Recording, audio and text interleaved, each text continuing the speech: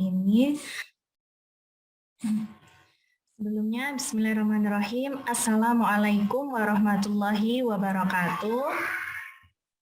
Waalaikumsalam warahmatullahi wabarakatuh. Suara saya terdengar dengan bagus? Sangat jelas. Mohon maaf, di rumah Sudah. saya sedang gerimis ya. Alhamdulillahirrabbilalamin. Rabbi syrahli sodari wa yassirli amri wahlul 'uqdatam min lisani yafqahu qawli, amma ba'du.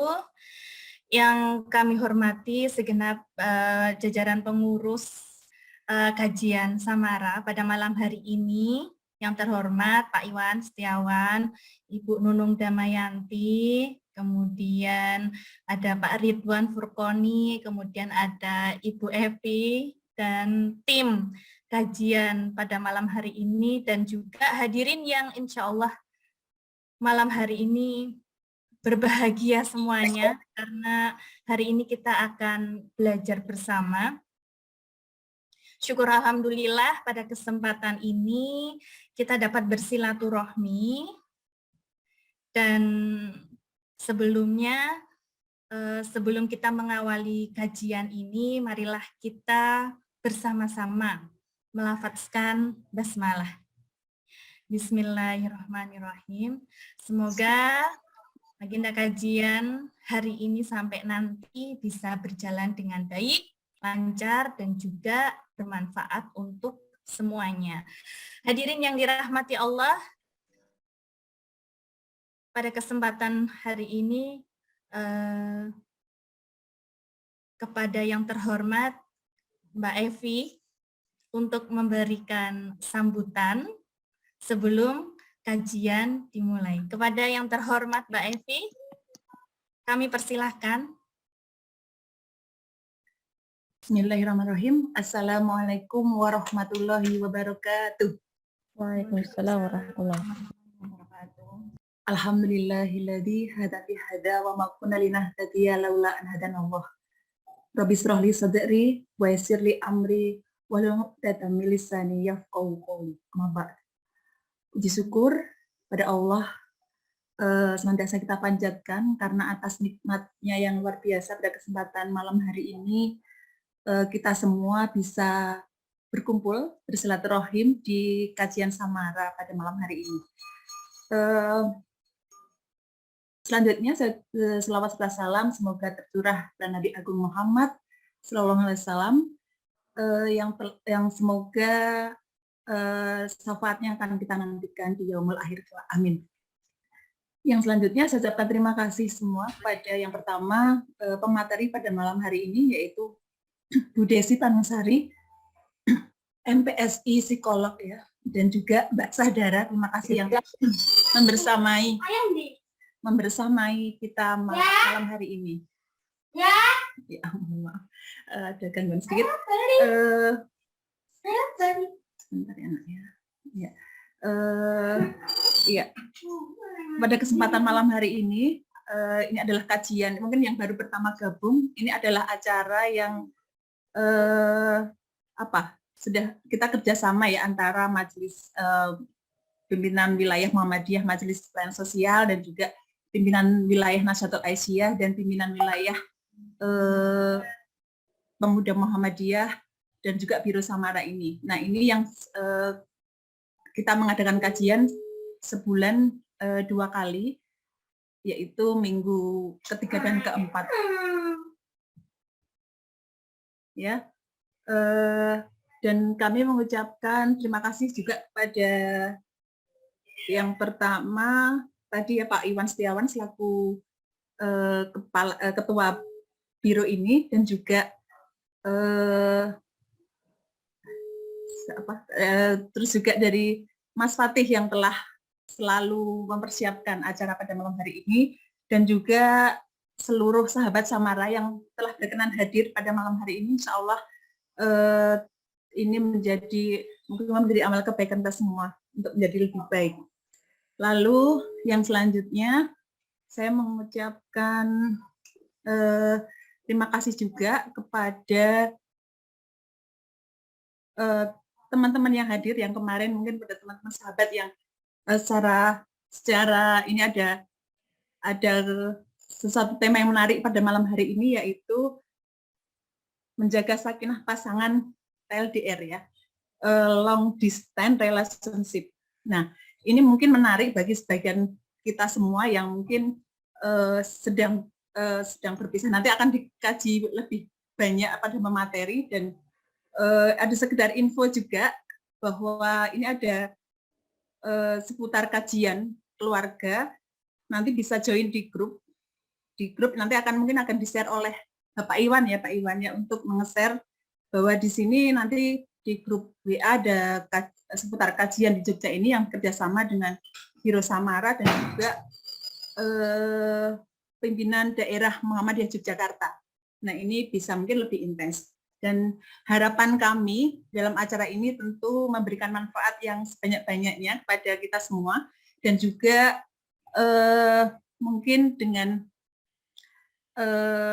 kerjasama dengan berbagai pihak ya, termasuk nanti Mbak Desi di kampus dan banyak teman-teman yang di kampus. Nanti saya kira untuk menggiatkan kembali mungkin ya, ada kita di PWNA ada Biro Nurus Sakinah yang nanti lebih intens, mungkin lebih ke konsultasi secara individu. Kalau mungkin kajian kita sering, tapi untuk memberikan pelayanan secara pribadi, karena kadang di tengah masyarakat, di tengah zaman yang kompleks ini, tentu permasalahan di keluarga, permasalahan rumah tangga juga semakin kompleks juga. Jadi harapannya dakwah kita tuh bisa benar-benar bisa memberikan manfaat juga bagi masyarakat yang membutuhkan. Mungkin itu, dan juga ini ada info ya, pesan lagi, kalau misal hubungi secara ini medsosnya MPS, itu ada Twitter MPS PWMDIY, YouTube Pelayanan Sosial Channel, dan webnya, web pelayanan sosial. Di sini ada banyak program termasuk di Samara ini. Banyak sekali yang bisa dilihat dan bisa mungkin bisa menjadi bahan informasi untuk sahabat Samara dimanapun berada. Mungkin itu, terima kasih atas dan mudah-mudahan memberikan manfaat, dan jika ada salah dan kurangnya mohon maaf. Bila taufiq hidayah, albiru manitaqo. Assalamualaikum warahmatullahi wabarakatuh. Waalaikumsalam warahmatullahi wabarakatuh. Terima kasih kepada Yunda. Tadi Mbak, tadi Ibu, sekarang Yunda aja. Yunda Evi Nurhayati yang sudah menyampaikan sambutannya berikut informasi yang berkaitan kajian pada malam hari ini. Nah, alhamdulillah di tengah-tengah kita sudah ada pembicara yang luar biasa. Saya izin menyapa terlebih dahulu Saudara Desi Pranungsari. Assalamualaikum. Waalaikumsalam. Sehat? Alhamdulillah. Terima kasih sudah hadir di sini memberikan pengalaman terbaiknya, ilmu terbaiknya kepada kita semuanya. Mudah-mudahan ilmunya nanti bermanfaat untuk semuanya, terutama untuk mempertahankan keluarga, apalagi tadi Mbak Evi menyampaikan di era saat ini tuh sangat kompleks gitu ya, ujiannya terutama, karena setiap keluarga itu memang memiliki model ataupun juga ujiannya masing-masing. Hadirin yang dirahmati Allah, di sini ada yang sedang LDM, mungkin bisa raise hand. Khusus yang sudah menikah ya, LDM-nya ya. Dari 71 partisipan mungkin ada yang sedang LDM, bisa raise hand. Atau memang sedang, kalau saya alumni, tak ikut raise hand karena pernah LDM juga. Wah, luar biasa, ternyata banyak ya yang sedang berjuang nih Saudara Desi, berjuang berjarak bersama pasangan, nampaknya sangat tepat sekali nanti ya. Nah, saya pun juga pernah gitu ya, tapi memang di sini kita belajar bersama. Memang model keluarga khususnya di era global ini kan mengalami perubahan yang sangat signifikan. Jadi model keluarga tradisional yang sangat feodal yang bersifat dikotomis ataupun kaku, dalam hal ini saya mencontohkan menempatkan perempuan itu hanya di ranah domestik dan reproduksi, dalam hal ini adalah ibu ataupun istri, kemudian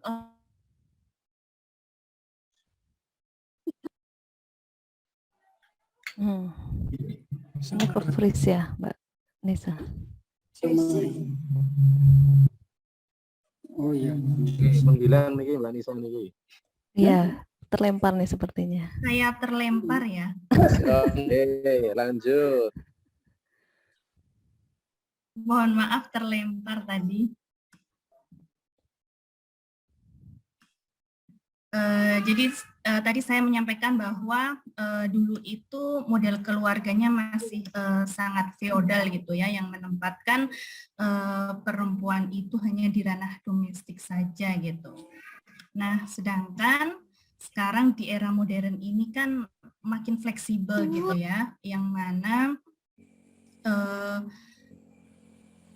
kebanyakan keluarga di era modern ini cenderung fleksibel atau nggak kaku dalam membagi peran, tugas, tanggung jawab pada urusan domestik, publik, produksi maupun reproduksi. Dan pilihan model keluarga modern inilah yang mendorong semakin tingginya keluarga yang hidup berjauhan, baik karena tuntutan ekonomi ataupun tuntutan berkarir seperti studi lanjut dan lain sebagainya.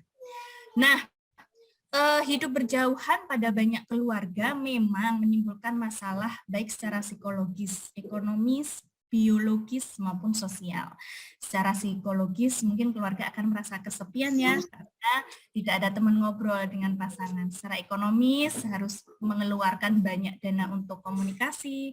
Secara biologis terutama terkait dengan kebutuhan seksual dalam keluarga. Kemudian secara sosial pun juga harus menghentikan sementara komunikasi dengan sosial karena harus fokus merawat keluarga yang ditinggalkan.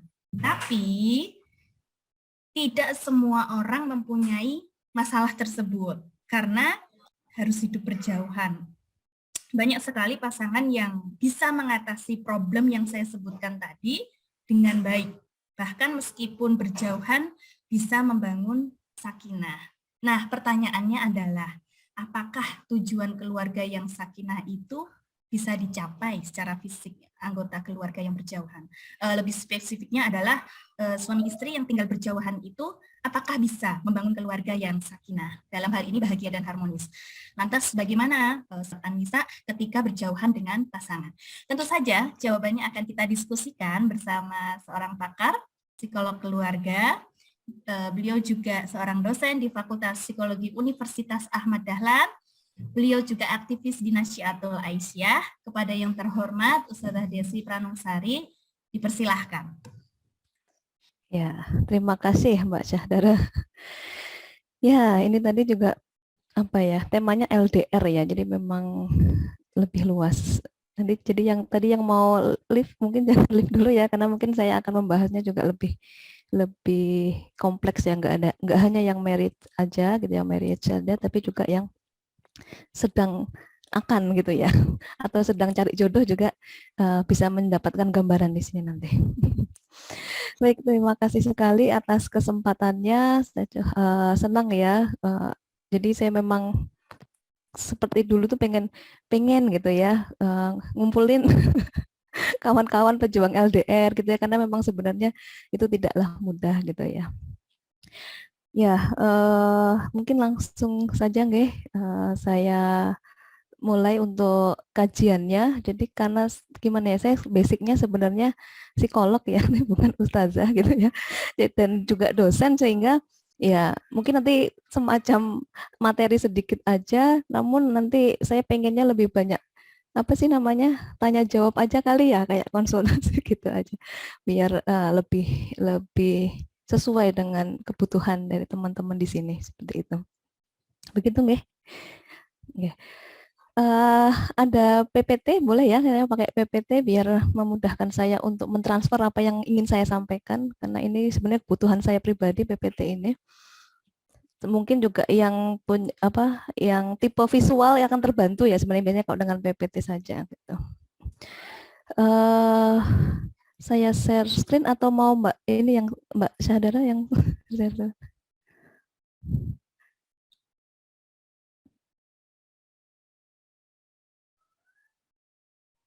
Oke.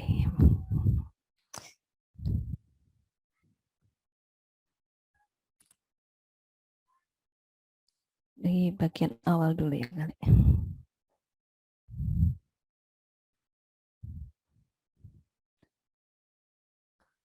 Di slide pertama dulu mungkin ya. Kan belum. Ini saya mencari slideshow-nya ini. Oh, oke.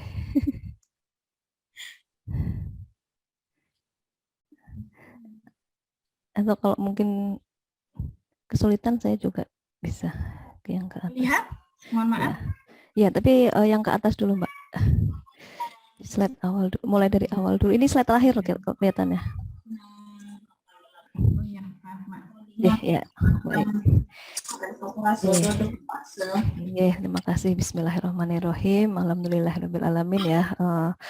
Kita semuanya dalam kondisi sehat insya Allah berada di forum kajian ini, dan niat untuk mengikuti kajian itu berarti kita memang merupakan pribadi yang selalu ingin menjadi lebih baik gitu ya, insya Allah, meskipun mungkin kita di sini nanti akan sama-sama belajar saja lah ya. Nah, ini tema yang menarik juga, saya juga senang gitu ya karena jarang-jarang diminta untuk diskusi tentang tema ini. Jadi menjaga sakinah pasangan LDR. Agak melo nih ya kalau ngomongin LDR. Terutama yang pelaku ini udah ngerti lah rasanya ya, karena saya pribadi juga pelaku LDR ya. Saya sudah 12 tahun LDR di pernikahan ya. Namun sebelumnya pun, ketika masih belum melangkah ke pernikahan pun juga sudah LDR. Jadi memang secara sadar gitu ya, sebelum menikah pun sudah LDR ya, LDR dan dilanjutkan dengan LDM gitu. Ceritanya 12 tahun, mungkin kalau dengan masa ta'arufnya ya lebih dari itu berarti. Nah, ini saya pengen memang kalau diminta untuk maunya gitu ya, maunya itu ya pasti ya satu atap gitu ya. Ya, semua juga pengennya seperti itu ya, bahwa ada usaha-usaha untuk satu atap kembali ya, seperti Mbak Syahdara ini alumni gitu kan, rasanya enak gitu ya. Namun ada kalanya memang tidak memungkinkan gitu ya, tidak memungkinkan tadi masalah pekerjaan gitu ya. Kalau studi lanjut itu LDR-nya mungkin enggak selamanya, tapi ada juga yang LDR itu mungkin akan selamanya, mungkin sampai pensiun gitu baru akan berkumpul kembali dengan keluarga kayak gitu ya. Nah, baik enggak? Nah, baik enggaknya itu sebenarnya sangat tergantung dari bagaimana cara kita memandang. Ini yang ingin saya pahamkan, karena ada juga yang mengatakan ya nggak usah nikah kalau harus LDR gitu, harus LDM gitu ya, atau keluar dari kodrat lah atau apa seperti itu ya. Tapi saya pribadi yang pernah dan sedang dan mungkin masih akan beberapa tahun lagi melangsungkan LDM ini, ya kita bisa kok sebenarnya gitu ya. Mungkin lanjut selanjutnya, Mbak. Nah, ini salah satu ayat yang ngeneng-ngenengi saya gitu ya, ngeneng-ngenengi bahwa segala sesuatu itu kan memang sudah diciptakan berpasang-pasangan ya di surat Az-Zariyat 49 ini. Jadi bahwa ya sudah, semua itu punya pasangannya, tidak hanya manusia, hewan, terus mungkin alam semesta gitu ya. Ya, bahkan listrik aja ada plus, ada minus gitu ya, dan sebagainya. Semua itu sudah diciptakan sesuai dengan pasangan-pasangannya. Nah, kalau pasangannya dapatnya memang yang harus LDM, ya berarti kan ya harus diterima gitu ya, bukan ditolak gitu ya. Sehingga memang LDM itu memang bisa jadi pilihan, tapi kadangkala ya memang ya udah itu takdir gitu ya. Kalau saya mau memahaminya gitu, ya wes lah, memang takdir saya harus LDM misalnya seperti itu ya. Meskipun ada usaha-usaha, selalu ada usaha-usaha untuk bisa kembali satu atap kan, kira-kira kayak gitu. Ini salah satu ayat yang bagus ya menurut saya. Kemudian kita lanjutkan lagi berikutnya. Nah, saya pengen membahas dulu tentang cinta ya. Jadi saya sempat apa ya, mencari tahu gitu ya, mencari tahu, dan memang ini keilmuan saya sebenarnya cinta itu gimana sih. Nah ini mungkin yang kita perlu tahu, kita seperti apa cintaku ya, seperti apa cintaku Seperti apa padamu. cintaku padamu? Dengerin dulu. Ya itu ya. Jadi kalau ini teorinya Steinberg ya, ini sangat terkenal sekali kalau di psikologi, bahwa cinta itu ada tiga tiga sudut gitu ya. Ada yang namanya keintiman, yang itu menyukai gitu ya. Kemudian sebentar, ini Mbak Sadara keluar Pak ya, slide-nya jadi Keluar hilang. Oke, coba saya share screen aja kalau gitu. Oh bisa. Jadi cinta itu menurut salah seorang pakar psikologi namanya Steinberg itu ada tiga sisi ya, tiga sisi di mana pada setiap tahapan kehidupan itu juga kita mengalami cinta yang berbeda. Mungkin kalau yang sudah pasangan lebih dari 10 tahun itu merasakan ya cinta monyet dulu sama cinta sekarang mungkin gitu. Itu nanti juga akan berbeda. Nyun sewu Mbak Sadara, slide-nya di slide ketiga. Ya, mohon maaf, ini slide-nya rada. Oh gitu, nggak apa-apa. Ya, jadi kita nanti ya sambil melihat, saya sambil menceritakan saja. Jadi mana sih yang sehat? Nah, jadi seolah-olah kalau misalnya baru awal-awal gitu ya, baru awal-awal mau menikah gitu ya, misalnya kita memang sudah saling mencintai, seolah-olah cinta saja cukup, bisa deh kita hidup dengan cinta gitu ya, seolah-olah kita yang penting saling menguatkan kan gitu ya. Jadi kayak dibutakan dengan cinta. Itu memang juga ada cinta yang seperti itu. Oke, Mbak Sadara, coba saya share screen ya. Bismillah, semoga bisa.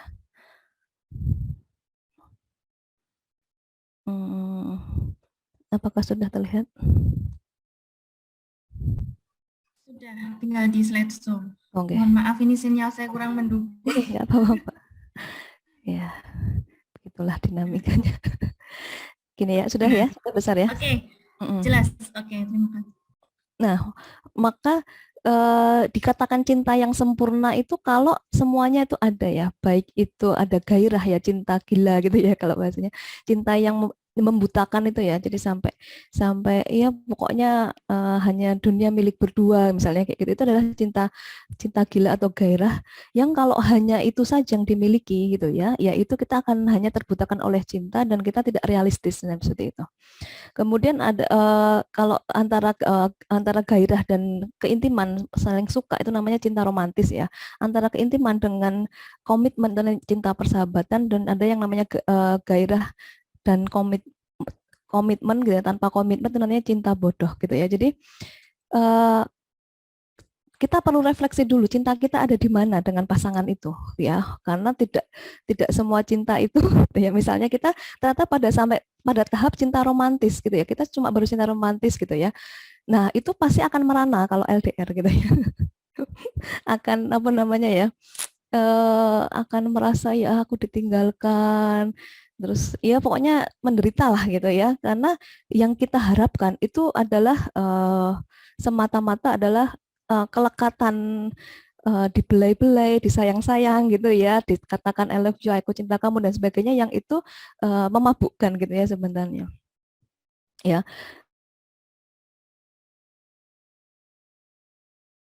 Lebih lagi kalau yang dikatakan cinta bodoh, sehingga orang bisa terjerumus ya, banyak orang terjerumus ketika cintanya ada di sini gitu ya. Namun kalau kita melihat keluarga-keluarga, pasangan suami istri yang mungkin sudah cukup lama, itu cintanya ada yang sudah cinta persahabatan gitu ya. Namun cinta persahabatan saja tanpa gairah juga nggak akan membara gitu ya, nggak berdebar-debar gitu kan, nggak enak gitu ya. Nah, justru gitu ya, nanti kalau di LDR itu semua titik cinta ini gitu ya, itu ada gitu ya. Jadi sepanjang kehidupan saya itu misalnya gitu ya, itu rasanya kayak apa ya, kayak pacaran terus gitu ya, deg-degan terus gitu kalau mau ketemu gitu ya, karena memang apa jarak memisahkan tadi itu. Nah, maka cinta sempurna itu ketika semuanya ada. Jadi sukanya ada, gairahnya ada, tapi juga harus ada komitmen. Ya, maka kalau ada yang masih mungkin sedang menjalin relasi, ya mungkin ta'aruf gitu ya melalui biro atau mungkin dengan yang lain, kalau belum ada komitmen itu sebenarnya juga nanti belum tepat gitu ya, cintanya belum sempurna karena belum berani berkomitmen. Nah ini dinamika cintanya Steinberg ya, di mana kita bisa melihat kita itu cinta di mana. Ya, ini sangat berpengaruh dengan bagaimana cara kita berpikir ya. Ya, kalau cinta persahabatan kita akan mementingkan yang penting kamu ada untukku gitu ya, meskipun jaraknya jauh, misalnya gitu ya. Tapi kalau cinta romantis, pengennya ya harus dikasih kejutan, disayang-sayang dan sebagainya. Nah, padahal semuanya itu bisa di-blend gitu ya, supaya itu menjadi ya cinta yang sempurna itu. Tentu ya ini nanti juga karena kalau kita kaitkan juga dengan tujuan dari pernikahan sendiri kita itu ya, yaitu kepada Allah Ta'ala itu ya, yang seketika di awal itu memang tujuannya sama, maka untuk meraih cinta yang sempurna ini sebenarnya lebih mudah karena sama-sama tujuannya untuk bersama-sama gitu ya, bersama-sama untuk ya ibadah juga, kemudian untuk melahirkan keturunan yang baik dan juga untuk ya membangun persahabatan itu sendiri ya di antara pasangan. Ya gitu ya. Wah, cintaku yang mana ya? Ini bisa dijawab di lubuk hati masing-masing gitu. Ya untuk bisa melihat ini. Gitu. Nah, jadi selalu gitu ya, selalu LDR itu dihubungkan dengan banyaknya kekhawatiran ya, kekhawatiran. Wah nanti kalau kesepian gimana gitu ya, jablay dong gitu misalnya. Terus ya jenuh mungkin ya, jenuh dengan rutinitas dan sebagainya, nggak ada tempat untuk bercerita misalnya, takut diselingkuhin, terus nanti kalau punya anak-anaknya gimana dan lain-lain itu banyak banget ya, makanya nggak saya sebutnya satu persatu. Namun kekhawatiran itu banyak sekali yang kemudian justru membuat ya hidupnya penuh kekhawatiran gitu ya, karena memang ya ini kekhawatiran itu akan selalu hadir jika kita mengizinkan. Jadi ketika pikiran kita mengizinkan untuk khawatir, perasaan kita ya mengizinkan untuk kita khawatir, ya kita akan khawatir gitu ya. Ya nonton layangan putus saja, langsung khawatir banget ya. Ada yang nonton layangan putus di sini? Saya nggak nonton ya.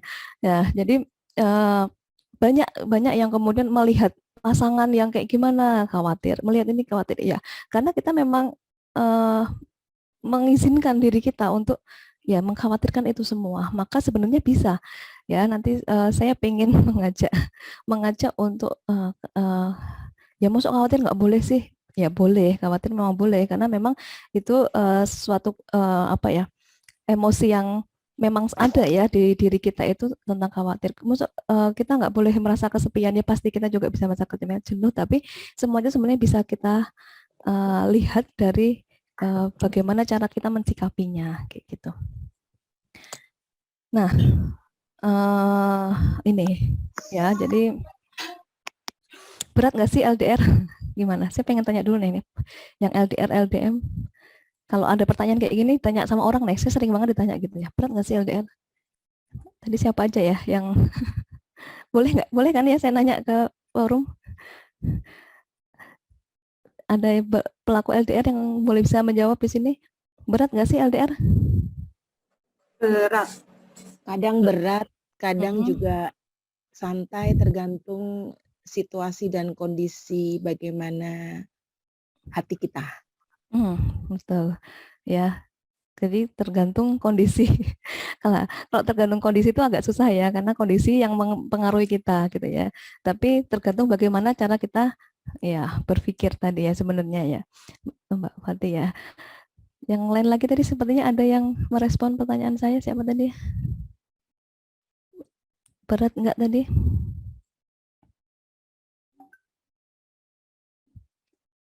Oh enggak, tidak berat gitu ya.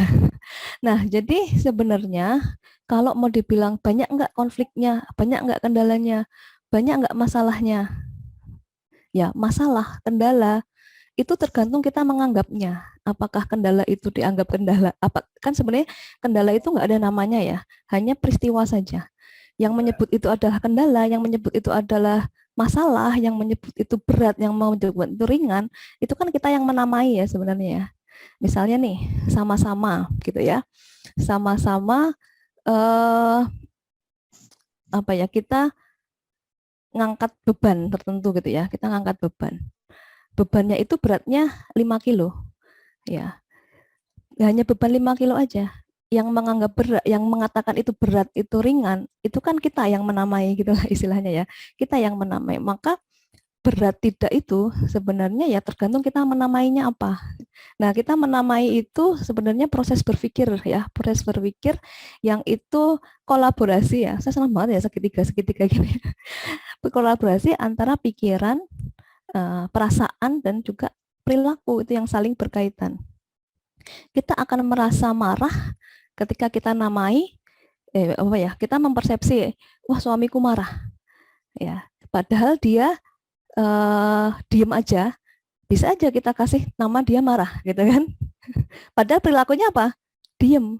Tapi yang menyebabkan kita merasa dia marah ya pikiran kita, gitu ya.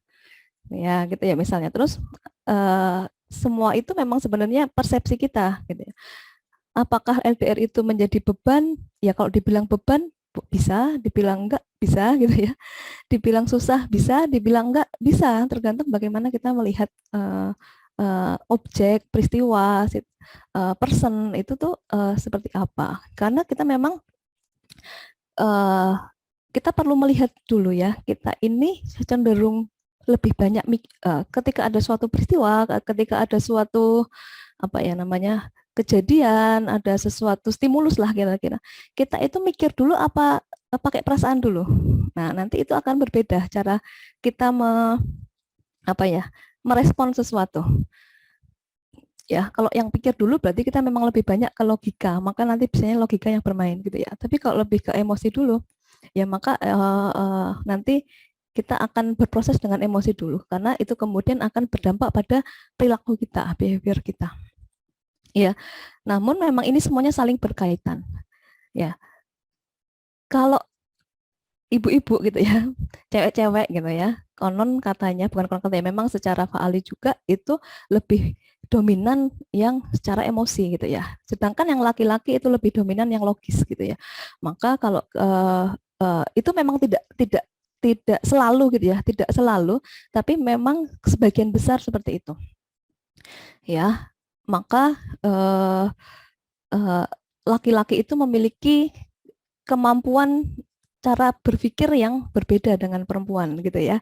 Ya, karena memang secara fa'ali juga berbeda. Nah, antara pikiran dan perasaan ini ya sinkron atau enggak, maka itu terjadi kemudian akan menghasilkan perilaku tertentu gitu.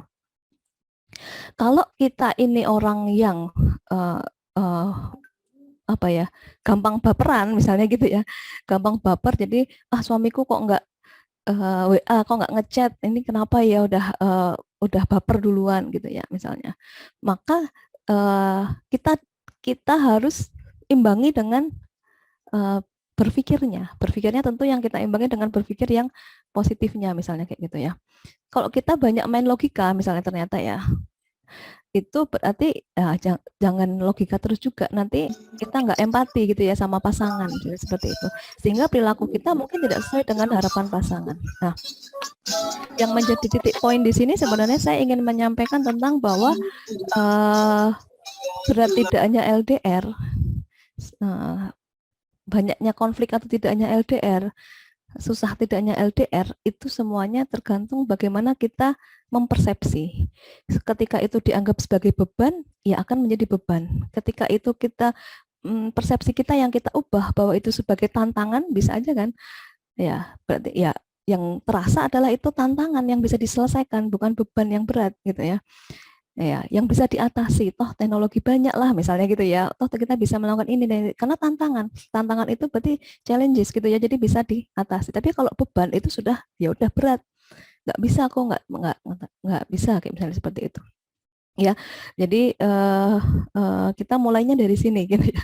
Kita mulai dari sini, bagaimana kemudian sebelum kita melihat beberapa aspek ya, beberapa aspek atau beberapa hal yang kemudian bisa mempengaruhi apa ya, sakinahnya ya pasangan LDR itu sendiri.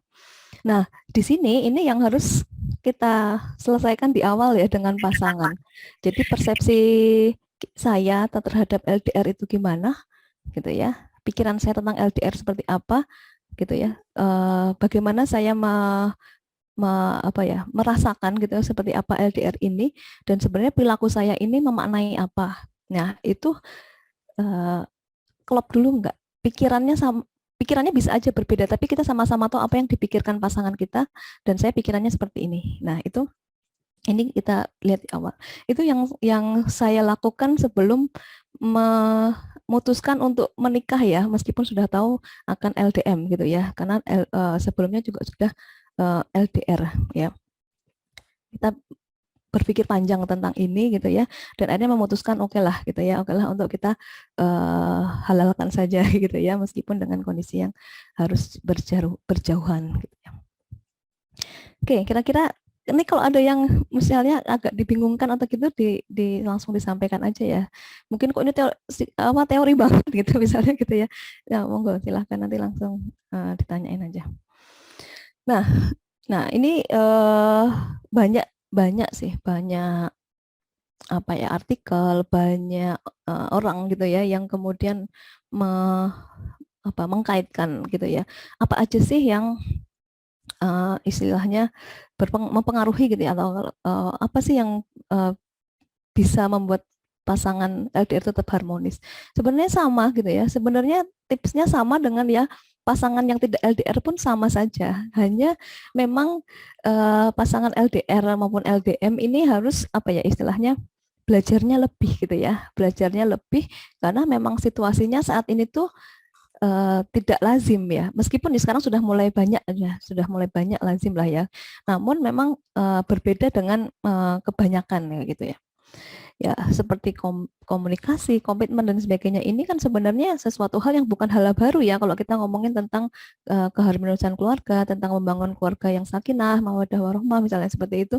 Ini bukan hal yang baru. Kita mungkin dengar nggak apa-apa LDR, yang penting jaga komunikasi, yang mungkin komitmennya tetap deh kayak gitu ya, nah sebagainya gitu kan. Nah kita mau bahas satu persatu gitu ya. Kalau itu dikaitkan dengan setting LDR atau LDM gitu ya. Nah, yang menjadi momok terbesar itu kan sebenarnya komunikasi ya di awalnya ya, karena asumsinya gitu kan, asumsinya kalau lebih dekat itu komunikasinya lebih lancar kan gitu ya.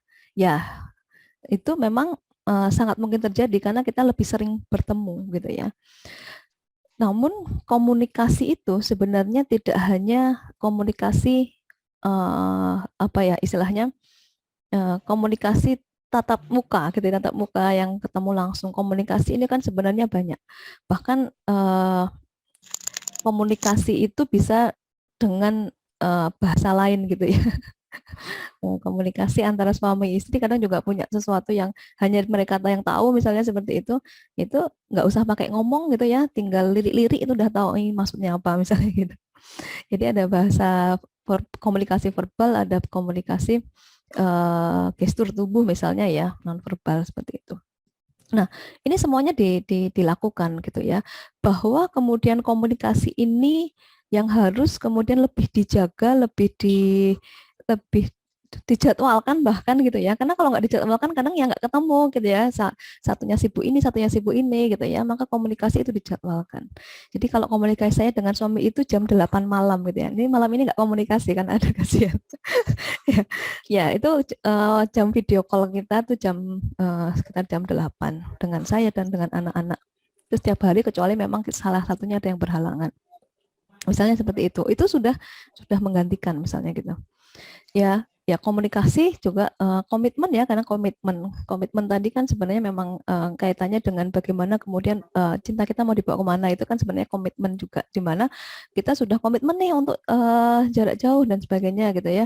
Untuk kita sudah berkomitmen niatan kita menikah itu apa, niatan kita berrelasi itu apa gitu ya. Terus kemudian apa yang kita meskipun itu nanti bisa berubah gitu ya seiring berkembangnya waktu, seiring dengan besarnya anak-anak dan lain sebagainya, itu bisa berubah juga. Nah, komitmennya menjadi sulit nggak sih? Kan jauh-jauhan gitu misalnya. Ya tadi komitmen itu memang ini ya, saya komunikasi, komitmen, keterbukaan itu bagian dari trust. Ketika komitmen itu, maka keterpercayaan juga ada gitu ya, dimana kemudian kita sudah komitmen nih, tapi dia komit nggak ya misalnya gitu ya. Saya sih bisa menjaga, tapi saya nggak ngerti dia bisa atau nggak, atau kebalikannya. Saya yakin dia bisa menjaga, saya yang nggak yakin saya bisa nggak ya jaga komitmen ini misalnya kayak gitu. Nah, komitmen ini yang sesekali perlu kita pertanyakan ya bareng dengan pasangan gitu ya. Kita masih punya komitmen yang sama atau tidak gitu ya. Dan juga keterbukaan. Nah, ini keterbukaan juga bisa nggak ya terbuka kalau jarak jauh? Kita kan mau ngomong serius aja waktunya terbatas gitu ya. Tapi yang ketemu tiap hari nggak saling terbuka pun banyak kan. Itu juga banyak apa ya, di ruang konseling itu banyak ketemu dengan pasangan-pasangan yang jadi beberapa waktu itu sempat apa ya, saya kok beberapa kali dapat kasus yang ini, jadi pasangan yang sebenarnya sudah berpisah tapi tetap satu rumah demi anak misalnya kayak gitu. Itu tuh ternyata menemukan beberapa, dan itu sempat menjadi banyak kayak gitu ya. Itu seiring dengan waktu itu berkembangnya dan apa, reuni ya. Motifnya reuni dulu kan ya, sempat ya apa, gara-gara ada media sosial, ada WA dan sebagainya, sehingga banyak perkumpulan reunian ya, reunian SD, reunian SMP, dan sebenarnya yang sudah berumur ya sebenarnya gitu ya, sehingga kemudian banyak itu memang fakta nyata itu ya, itu ada kemudian banyak perselingkuhan dan lain sebagainya, padahal sudah usia-usia yang cukup lanjut gitu ya. Nah, itu ditemukan ya, namanya cintanya juga sudah masuk ke cinta persahabatan misalnya gitu ya, sehingga kemudian punya pil dan will masing-masing tapi tetap ada di rumah demi anak-anak gitu ya, misalnya wong Jawa gitu ya, orang Jawa kan ya wis lah kita demi anak-anak udah tetap di rumah ini, tapi rumahnya bayangin aja rasanya seperti apa gitu ya. Ya, berarti itu serumah tapi ya nggak ada keterbukaan, ternyata malah lebih parah gitu ya daripada yang LDR. Nah, kalau di LDR sendiri ya itu keterbukaannya tuh bisa dengan berbagai macam cara gitu ya. Saya pribadi tuh bukan orang yang ekstrovert, sehingga kalau misalnya ada apa-apa langsung cerita, yang kemudian perasaan saya apa langsung cerita kayak gitu, enggak. Jadi saya memang orang yang butuh apa, waktu tertentu, melihat situasi dulu, aku tuh bisa terbuka tuh dalam kondisi yang memang siap siap tayang ya, siap cerita. Nah, di LDR ini saya menggunakan semua media gitu ya. Nah, kadang saya bisa ngechat suami saya itu panjang banget. Kadang kalau saking panjangnya saya email aja deh gitu. Email-emailan, kalau dulu kan pakai surat-suratan ya waktunya. Nah, ini email-emailan misalnya gitu ya, untuk menyampaikan apa yang sedang saya. Karena kalau di pas jam video call itu, karena kita lebih banyak membangun bonding ya dengan anak dan sebagainya, itu mau ngomongin yang serius-serius itu kayaknya kok butuh waktu lebih gitu ya. Kadang kita saling berbalas pesan yang agak serius, saling email-emailan bahkan gitu ya. Atau kalau nggak sempat ya menulis surat dulu gitu ya. Nah, itu ketika bertemu baru nanti dibahas email yang kemarin itu kayak gitu. Itu sempat saya lakukan juga. Ya. Nah, ini 3 ini itu yang kemudian membangun yang namanya trust atau kepercayaan, karena memang yang menjadi faktor utama itu adalah trust-nya ini. Jadi kepercayaan di mana kedua belah pihak itu saling percaya ya, saling percaya. Saya percaya kok saya mampu gitu misalnya gitu ya. Saya percaya kita mampu dengan cinta ini misalnya kita mampu. Namun ya ada kalanya gitu ya. Ya gimana nih, lebih baik kita bersama gitu ya. Kita bersama tetapi kita hidup sangat seadanya, tapi yang penting kita saling mencintai dan bersama terus gitu. Pilihannya atau kita jauh-jauhan, ya ketemu ya mungkin sebulan sekali atau maksimal 3 bulan sekali misalnya gitu ya, atau mungkin bisa lebih, tetapi ya kita bisa gini-gini misalnya gitu ya. Nah, itu adalah kepercayaan yang kita bangun dilihat dari salah 3-nya menggunakan cara-cara ini tadi untuk bisa tercapai gitu ya, trust-nya, percaya kayak gitu. Nah, kemudian ada kompromi sebenarnya ya, kompromi. Jadi kalau LDR itu lebih banyak apa ya, mentolerir kompromi gitu ya. Ya wis lah misalnya kayak gitu kan. Kadang-kadang menemukan kayak gitu. Jadi kompromi ini bukan ya wis lah dalam artian ya daripada konflik udah deh nggak usah dibahas lagi, bukan yang seperti itu ya. Tapi kompromi itu lebih kepada kedua-duanya tuh menerima saling menerima semuanya gitu loh, nggak ada yang saling merasa tersakiti gitu ya. Ya mungkin ngalah memang kadang-kala bisa menyelesaikan, tapi kompromi saya rasa lebih baik gitu ya. Jadi semua pihak bisa menerima ya. Nah, ini yang sering kemudian akhirnya kita sampaikan, apalagi pasangan-pasangan muda misalnya gitu ya. Wah, baru juga nikah gitu ya, udah ditinggal pergi gitu ya. Bu, ya pulangnya sekian gini-gini, pulang gitu ya. Tapi kan keadaan belum tentu bisa misalnya gitu. Jadi kompromi gimana nih yang terbaik? Situasinya seperti apa? Situasi kantor tuh seperti apa sih? Situasi kita seperti apa sih? Nah ini bisa kita kompromikan. Nah itu yang keterampilan ya. Tadi kalau ini kan sebenarnya keterampilan yang mungkin akan lebih banyak kita lakukan gitu ya, ketika kita berjauhan dengan pasangan gitu ya. Dan kita akhirnya dengan kompromi itu juga di dalamnya masuk memahami pasangan, saling memahami pasangan dengan kondisi seperti itu, dan kita bisa kompromi dengan keadaan pasangan kah, keadaan kita atau keadaan yang lainnya kayak gitu. Nah, kemudian itu tadi kan kaitannya dengan menjaga sebenarnya supaya kita tetap saling percaya, ini masih bisa bertahan LDR-nya gitu ya. Namun supaya tadi kalau kita kembali ke cinta yang bergairah tadi gitu ya, kan harapannya kan gitu ya, ada gregetnya gitu loh. Nah, maka kita perlu punya bahasa kasih ya. Bahasa kasih itu sesuatu yang ya memang masing-masing orang itu berbeda ya. Jadi kalau kita belajar tentang kepribadian itu orang tuh punya kepribadian yang banyak banget dan beda-beda. Ya, bahasa kasih ini yang kita harus tahu. Pasangan kita itu bahasa kasihnya maunya tuh kayak gimana gitu kan. Jadi biasanya kalau saya di konseling pranikah misalnya kayak gitu ya, atau kajian pranikah itu harus memahami dulu pasangan itu, dia tuh maunya kayak gimana gitu kan, maunya seperti apa. Misalnya kita bisa menyampaikan ya tadi ya, menyampaikan, Mas misalnya gitu ya, Mas aku tuh misalnya di awal tuh kita bisa berkompromi seperti menyampaikan, aku tuh kalau marah itu memang sukanya diem, tapi sebenarnya diemku itu Mbok Yo pengennya itu kenapa toh jangan didiemin, beneran diem kayak gitu misalnya gitu ya.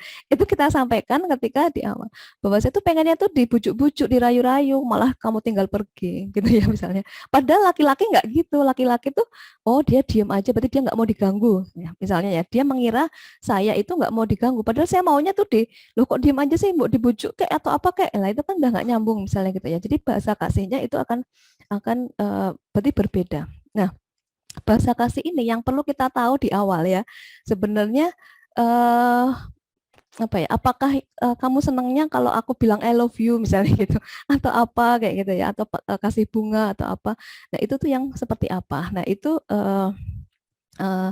kita harus tahu pasangan kita itu bahasa kasihnya seperti apa dan maunya tuh kayak gimana. Kita sendiri juga kita bisa menyampaikan kita tuh maunya seperti apa ya. Misalnya bagi orang-orang melankolis misalnya gitu ya, orang-orang yang melankolis itu berarti dia bahasa kasihnya ya harus setiap hari di chat gitu kan, di chat lagi apa, misalnya romantisnya itu di situ ketika dia dirayu-rayu misalnya gitu ya. Ya rayu-rayulah gitu ya pasangan kalau memang bahasa kasih dia itu seperti itu gitu ya. Tapi ada yang ngapain sih risih gitu ya, malah apa namanya di chat terus, pakai emoticon terus, peluk-peluk terus misalnya gitu ya. Emoticonnya maksudnya ada peluk-peluk, ada cium-cium misalnya seperti itu. Aku malah nggak suka gitu. Bahasa kasihnya berarti berbeda gitu ya. Tidak semuanya itu sama. Nah, setiap pasangan itu harus ngerti gitu ya bahasa kasihnya tuh yang seperti apa. Nah, ini yang bisa kita lakukan. Nah, jarak jauh itu bahasa kasihnya bisa macam-macam gitu ya, bisa macam-macam. Kadang-kadang kita kasih sesuatu hal yang hari ini kita lakukan, kasih video ke suami gitu aja, itu sudah seneng gitu ya, sudah bahasa kasih juga. Tapi kita perlu tahu itu senang atau enggak. Kita beri surprise, wah surprise nih, wah kayaknya lihat di itu surprise tuh kayaknya seru juga gitu ya, seru misalnya bisa membuat pasangan kita tuh sangat senang misalnya gitu. Ya, ya lakukan aja gitu ya, dilakukan. Surprise itu misalnya memberikan hadiah tiba-tiba, ngirimin kan kadang online gitu ya, ngirimin hadiah tiba-tiba misalnya kayak gitu. Oh, lihat responnya, oh ternyata dia senang, berarti itu bahasa kasihnya bisa kita lakukan dengan cara-cara seperti itu. Atau misalnya pulang tiba-tiba tanpa memberitahu misalnya gitu kan. Gitu ya, misalnya itu bahasa kasih yang kemudian membuat tidak jenuh sebenarnya, tidak jenuh hubungan itu. Dan pasangan LDR ini paling jago yang kayak gini-gini ya, karena memang berdebar-debarnya itu masih terus berlangsung gitu ya. Kalau suami mau pulang ya, kalau atau mau ketemu istri misalnya kayak gitu, itu apa ya, kayak berdebar-debarnya itu positif gitu ya, baik. Nah, itu yang perlu kita pahami, dan selebihnya yaitu doa tentu ya. Doa itu yang kadangkala kalau saya pribadi itu seperti ya nggak ngerti ya, kadang ya Allah sayang sama aku ya, sama doa seperti ini ternyata diwujudkan. Jadi doa yang paling ini ya, kalau saya boleh cerita pribadi saya gitu ya. Jadi waktu itu saya punya anak pertama gitu ya. Saya punya anak pertama, ya dia senang lah punya anak pertama, tapi pengen punya anak kedua. Tapi saya berdoa, ya Allah semoga kalau nanti punya anak kedua gitu ya, paling tidak suami saya itu pindah di Jawa sehingga lebih deketan. Karena sebelumnya suami saya itu di Kalimantan, kemudian pindah ke NTT. Nah, saya doa gitu setiap malam seperti itu, dan suatu ketika tuh saya hamil gitu. Akhirnya hamil juga, gitu ya, hamil anak kedua gitu. Dan saya waduh, anak kedua suami pulangnya masih jarang gitu ya, 3 bulan sekali seperti itu. Nah, enggak di kehamilan ke ke berapa ya, 8 bulanan kalau nggak salah, itu tiba-tiba suami saya dapat beasiswa kuliah di Jakarta gitu ya. Ya lumayan lah meskipun nggak di Jogja, kuliah di Jakarta untuk melanjutkan studi, di mana kuliahnya itu memang kuliah karyawan gitu ya, yang bisa jarak jauh. Jadi kuliahnya cuma Sabtu Minggu malahan. Jumat Sabtu Sabtu Minggu, saya agak lupa itu dulu. Sehingga lebih banyak di rumah gitu ya.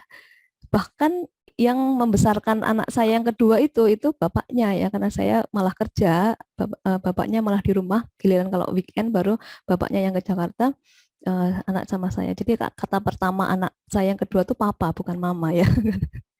Yang ngasuh suami saya gitu. Nah, meskipun ya banyak dinamikanya nanti ya, termasuk nanti kita bisa diskusi ketika ketakutannya gimana nih anak nggak dapat sosok bapak dan lain sebagainya, nanti kita bisa diskusikan. Saya mengalami dua momen ya, dua momen di mana anak pertama itu juga sempat tidak mau dekat dengan ayahnya, itu ya pernah misalnya gitu ya. Saya sempat ceritakan itu di buku ya Mbak Syah, Mbak Nisa, yang kemarin sempat diterbitkan itu. Saya cerita tentang LDR-an juga gitu ya, yang dikaitkan dengan bernasiah gitu ya. Nah, itu saya cerita juga di situ kondisi-kondisi, dan saya pahami ya secara psikologis kenapa anak saya seperti itu dan sebagainya.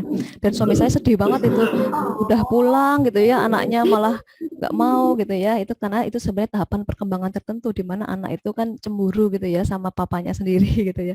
Karena kok papanya datang misalnya gitu ya, papanya datang malah mamanya sama papanya, langsung dia malah marah sama papanya gitu ya. Dan itu tuh pernah terjadi, dan itu sangat mungkin nanti kita jumpai, tapi it's okay, itu memang tahapan perkembangannya seperti itu. Kalau bisa saya jelaskan lebih lanjut, kalau memang ada yang ingin sampai ke apa ya, parentingnya misalnya gitu. Ya itu ya, kekuatan doa ya banyak lah, doa yang lainnya juga ada, doa-doa yang kecil yang kayak sebenarnya apa ya, aku lagi, misalnya saya lagi sibuk sekali, saya harus keluar kota, bahkan keluar negeri misalnya untuk urusan pekerjaan, terus gimana ya ini, tiba-tiba suami saya bisa izin atau pas ada tugas juga ke Jogja misalnya gitu ya. Itu sesuatu yang di luar akal sehat kita ya, di luar kita berlogika, itu tiba-tiba ada sesuatu yang membantu kita di luar sana gitu ya, ketika kita sudah berpasrah berdoa gitu ya. Jadi suatu ketika saya harus meninggalkan anak gitu ya, cukup lama gitu, itu tiba-tiba dia ada urusan ke Jogja misalnya kayak gitu ya. Itu di luar skenarionya adalah waktu itu ya pulang cuti hanya cuti beberapa hari gitu ya. Tapi ternyata bahkan sampai saya 2 minggu itu suami saya misalnya bisa di rumah untuk menemani anak-anak. Ya, yang nggak tahu itu kok bisa seperti itu, seperti apa. Ada hal-hal yang di luar kendali kita, tapi sebenarnya itu ya jawaban dari doa-doa kita keduanya gitu ya. Mungkin doa anak juga bisa seperti itu. Itu yang mempengaruhi. Ini yang mungkin saya temukan gitu ya, saya temukan. Oke, nah mungkin itu sebentar. Kok saya nggak bisa ganti slide? Nah, jadi ini lagu kami gitu ya, lagu kami. Jadi sekarang tuh banyak banget lagu-lagu gitu kan tentang LDR yang justru menurut saya tuh malah membuat kaum LDR tuh malah kayak malah merana gitu ya. Ya memang mau dibikin merana tadi ya merana lah gitu ya. Tetapi sebenarnya salah satu lagu ini yang liriknya justru malah menguatkan ya ketika ya saya itu nggak bisa nyanyi jadi saya nggak pengen nyanyi ya. Tapi bagaimana kita meskipun ya di sini kan kalau kita melihat liriknya itu memang meskipun kita berjauhan sebenarnya hati kita tuh masih tetap menyatu gitu ya bahwa jarak dan waktu itu ya bisa kita kendalikan gitu ya. Bukan berarti hati kita itu juga dijauhkan oleh geografis gitu ya. Karena geografis itu kan ya hanya geografis. Padahal cinta, komitmen dan sebagainya itu kan sebenarnya adanya di diri kita sendiri. Maka ya itu kita nikmati gitu ya. Kita nikmati, kita selaraskan ya dengan diri kita. Kadang-kadang kita marah ya nggak apa-apa karena memang kadang-kadang kita juga marah, tetapi kemudian marah itu sebagai rilis dan sebagainya. Ya, namun yang menjadi saya syukuri gitu ya bahwa ketika LDR itu ya rasanya selalu berdebar-debar tadi gitu ya, selalu selalu ingin gitu ya kan, selalu ingin ketemu. Jadi misalnya kalau alhamdulillah sekarang ini suami saya sudah bisa pulang gitu paling enggak seminggu atau 2 minggu sekali itu bisa pulang karena sekarang posisinya di Jakarta. Itu kalau udah menunggu suami pulang itu rasanya satu rumah tuh kayak heboh semua gitu ya. Padahal ya itu rutinitas misalnya, itu udah rutinitas 2 minggu sekali pulang, itu seolah-olah ya wis pokoknya yang terbaik untuk menyambut gitu ya. Nah kemudian bagaimana ketika suami misalnya gitu ya, suami ketika pulang itu harus kayak gimana dan sebagainya. Nanti kita sambil diskusi ini aja ya. Kalau ada pertanyaan-pertanyaan tentang situasi yang real aja ya, situasi yang real atau mungkin yang dikhawatirkan atau seperti apa itu yang nanti kita diskusikan lebih banyak ya. Ya ini aja lah cerita awal aja. Mungkin gitu Mbak Syahdara. Alhamdulillah ikut berdebar-debar saya dengarnya. Terima kasih ilmu terbaik dan juga pengalaman terbaiknya dari Saudara Desi, dan ternyata juga banyak sekali ya yang konsultasi tentang problematika keluarga, sehingga kita bisa tahu bahwa setiap keluarga itu memiliki ujiannya masing-masing. Setiap keluarga itu punya suka dukanya masing-masing, dan setiap keluarga itu pula memiliki visi misinya masing-masing. Nah, tentang LDR ataupun tidak, yang jelas setiap pasangan itu sama-sama memiliki kewajiban untuk saling membangun keluarga yang sakinah. Ternyata sakinah tidak hanya bisa diwujudkan dalam satu atap, tetapi juga bisa diwujudkan ketika sedang berjarak gitu ya. Jadi suka dukanya itu banyak sekali, dinamikanya itu benar-benar menjadikan kekuatan apabila perspektif kita berjarak kita gitu ya. Perspektifnya itu memang harus selalu diperbaharui gitu ya. Jadi yang namanya LDR itu kalau Mbak Desi menyampaikan itu kalau dibuat beban ya bakal susah, dikit-dikit nggak sesuai harapan. Tetapi ketika LDR itu diputuskan berdasarkan musyawarah antara kedua belah pihak, maka akan merasa hal itu menjadi ringan karena menjadi sebuah challenge bagi sebuah keluarga. Oke, di sini ada pertanyaan nih untuk Ustazah. Apa saja sih komitmen awal yang harus dikompromikan saat kita ta'aruf dan mengetahui nanti akan menjalani LDR? Silakan. Oke, ini saya jadi flashback Mbak gitu ya, Ana. flashback ketika dulu ditantang gitu ya, ada tantangan dari Allah gitu ya untuk mau nggak nih LDR apa punya suami tapi jauhan gitu ya. Jadi sebenarnya seperti yang kita kembangkan sebenarnya ya di konseling di sekolah pranikah ya Mbak Evi di NA juga itu bahwa memang sebelum menikah itu kan kita perlu menyampaikan ya masing-masing kan seperti apa, kondisi masing-masing, maksudnya kondisi masing-masing itu seperti apa. Nah, maka komitmen itu ya pasti akan berbeda-beda sesuai dengan situasi kita masing-masing ya. Kalau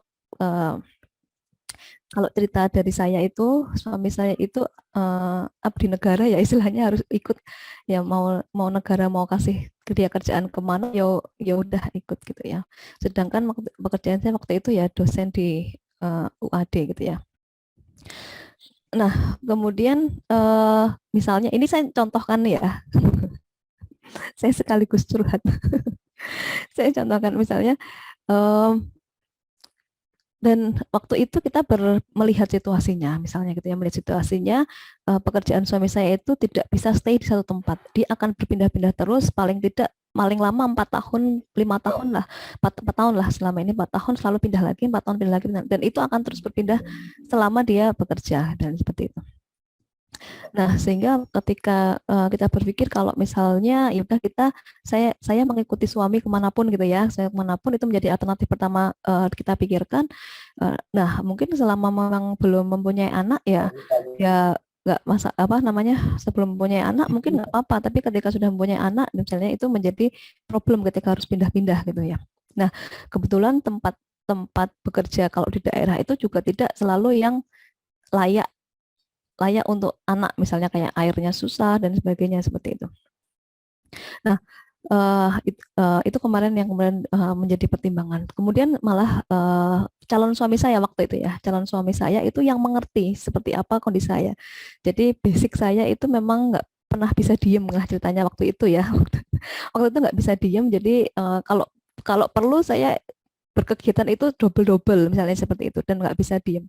Nah, ketika saya ikut suami, menurut calon suami saya waktu itu nggak cocok dengan dunia ibu rumah tangga menurut itu malah itu disadarkan oleh calon suami saya. Kayaknya kamu nggak bisa deh kalau nggak kerja karena dari mahasiswa itu juga udah aktif gitu ya misalnya terus dan sekarang juga punya pekerjaan juga memang apa ya kalau nggak bekerja nanti malah nggak baik-baik saja, istilahnya seperti itu suami saya mengatakan seperti itu gitu kan. Terus apakah meninggalkan pekerjaan saya itu menjadi pilihan yang terbaik misalnya itu. Kemudian kita mulai menilai kami masing-masing potensi konfliknya seperti apa, potensinya seperti apa, dan media apa saja yang bisa kita gunakan untuk kita membangun kerjaan. Dan setelah dihitung-hitung gitu ya, jadi kita sampai melihat apa ya apa saja sih tantangannya, apa saja sih peluangnya untuk mengatasi ini gitu ya. Ternyata lebih banyak peluangnya, bahwa tantangannya itu ada, tapi sebenarnya peluang-peluang itu tetap banyak gitu ya. Misalnya kalau waktu itu ketika saya tetap di Jogja gitu ya, saya dekat dengan keluarga, di mana memang keluarga menjadi support system saya. Jadi meskipun nggak ada suami itu misalnya seperti itu dan sebagainya. Banyaklah yang kemudian kita bicarakan. Nah, setelah kita bicarakan antara kami gitu ya, antara kami yang melihat masing-masing situasinya, kemudian dibawa juga ke keluarga besar ya waktu itu, karena keluarga besar situasinya seperti ini, nanti kalau mau menikah seperti ini. Nah, keluarga ternyata alhamdulillahnya tidak mempermasalahkan tentang LDR meskipun apa ya LDM ya, meskipun sempat khawatir, tapi kami bisa menyampaikan bahwa ya nanti kalau memang tidak sanggup, nanti ya saya pun juga bersedia berhenti bekerja untuk mengikuti suami misalnya gitu ya, tapi kita ingin mencoba dulu kayak gitu. Dan akhirnya pun ya akhirnya terjadilah kesepakatan bersama ya dua belah pihak, baik dan keluarga besar, karena kalau nggak ada keluarga besar juga karena kita memang apa ya, hidup kan bersama dengan keluarga besar kita kayak gitu. Nah komitmen itu kemudian berubah seiring dengan saya punya anak pertama, kami punya anak pertama.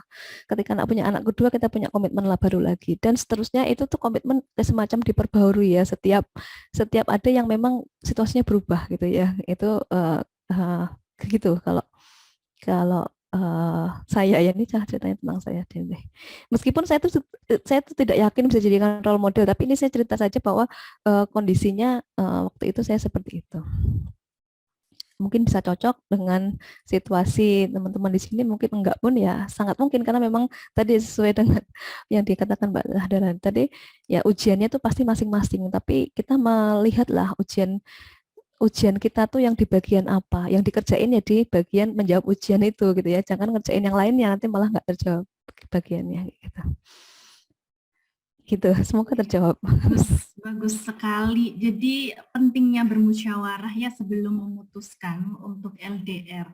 Jadi kedua belah pihak memetakan diri dan juga tahu resiko masing-masing, dan tentunya membangun supporting system dari keluarga itu benar-benar harus dilakukan gitu ya, karena supporting system itu memperkuat ketika pasangan sedang berjarak, dan seiring berjalannya waktu memperbaharui komitmen itu juga sangat penting, karena situasi dan kondisi seorang berkeluarga itu kan pasti beda-beda, apalagi perempuan ada di masa reproduksi gitu ya, masa kehamilan, kemudian ketika memiliki anak gitu, bagaimana komitmennya tentang berjarak itu lagi. Oke, menarik sekali, sudah mendapatkan pencerahan ini ya.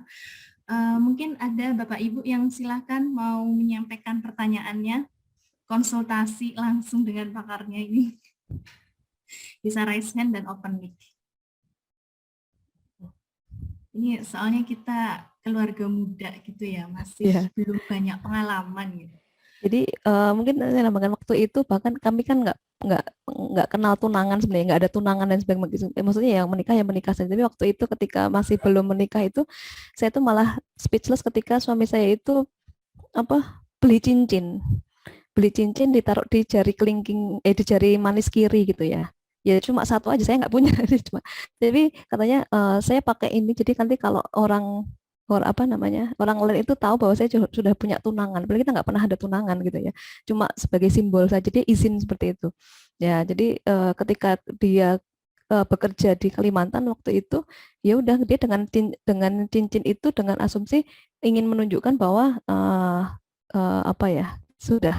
sudah akan menikah misalnya kayak gitu. Nah itu sesuatu bahasa kasih yang sebenarnya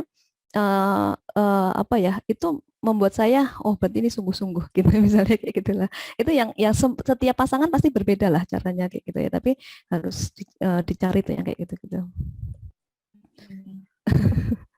Jadi ada sebuah tanda gitu ya, untuk membangun sebuah kepastian dalam keluarga. Ibu Sri Amini, silakan. Barangkali mau bertanya, soalnya open mic. Atau Bapak Ibu lainnya, atau yang sedang LDR sekarang, insya Allah sedang baik-baik aja semuanya ya. Iya. Jadi kekhawatirannya sudah bisa dikelola gitu ya. Betul. Terutama ketika masa reproduksi, jadi ketika LDR kemudian kita sedang hamil itu memang ya, yang namanya perempuan hamil ya, tidak LDR aja sensi gitu. Enggak LDR aja istilahnya ya bebannya kan berlebih gitu ya ketika perempuan itu sedang hamil, apalagi ditambah LDR itu gimana ya, pertanyaannya tuh jadi begini, bagaimana upaya perempuan yang posisinya sedang dalam masa reproduksi, dalam hal ini sedang hamil, kuat ketika pasangannya sedang berjauhan. Kadang kan mikirnya tuh overthinking gitu. Ini hamil, perbuatan siapa, tapi harus berjarak gitu.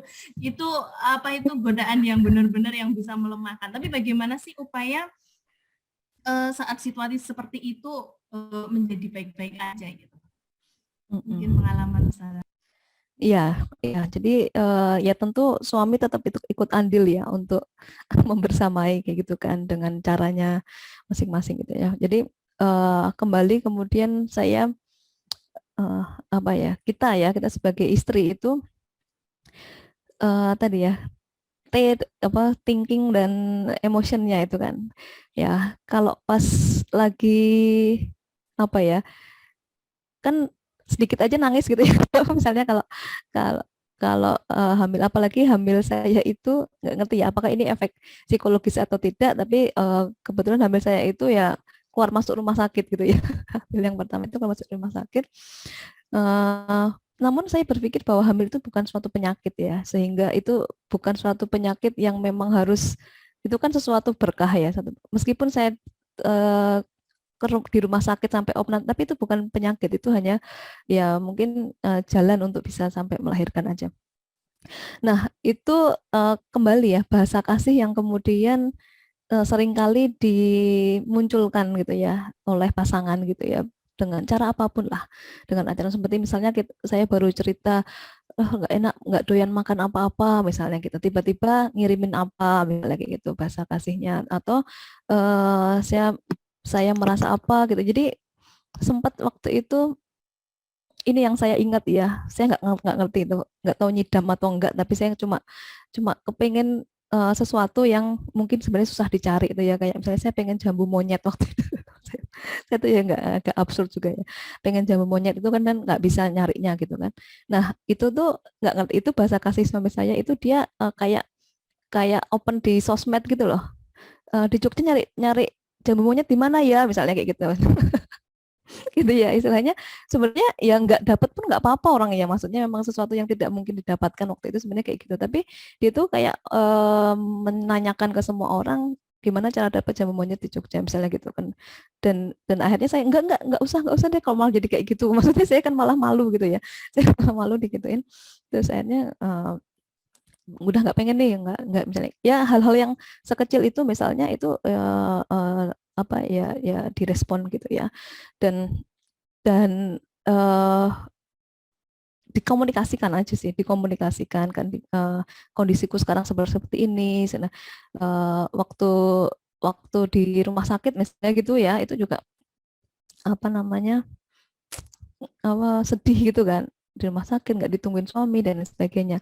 Tapi sebenarnya kita perlu paham bahwa suami di sana itu juga perjuangan kan, dia kan pengen juga mendampingi istrinya, ikut ke dokter misalnya, itu sesuatu yang diinginkan juga gitu ya, bukan hanya yang kita inginkan. Jadi sama-sama berjuang itu ya, jadi jangan merasa hanya kita saja yang berjuang gitu ya. Tapi sebenarnya kedua belah pihak itu sebenarnya sedang berjuang sama-sama. Ketika kita memahami itu, ya wislah, dia dengan perjuangannya, saya juga dengan perjuangan saya. Nanti kalau sudah bisa melewati ini kan istilahnya kenikmatannya akan berlipat ya. Nah, itu aja, kelipatan yang berlipat itu yang ya udah kita nikmati nih saat kenikmatannya berlipat. Ketika kita sebenarnya kayak menunda aja kan, kita sedang bertahan itu sebenarnya menunda kenikmatan yang mungkin kita nggak selalu datangkan hari ini, tapi kita akan tetap balance ya. Jadi kita tetap balance ketika kita bisa memaknai bahwa bukan berarti kita nggak pernah dapat kenikmatan gitu ya, kita nggak pernah dapat yang dimiliki oleh orang-orang, hanya saja waktunya berbeda dengan yang lainnya. Dan tapi ketika dapat itu sudah berlipat-lipat gitu ya, jadi sama dengan yang lainnya, misalnya kayak gitu. Oke, ternyata semua sudah ditakar gitu ya, sesuai dengan kemampuan masing-masing gitu. Ada pertanyaan lagi, Assalamualaikum, perkenalkan saya Wahyu dari SMP Muhammadiyah 1 Prambanan. Izin bertanya jika diperbolehkan, boleh gitu ya.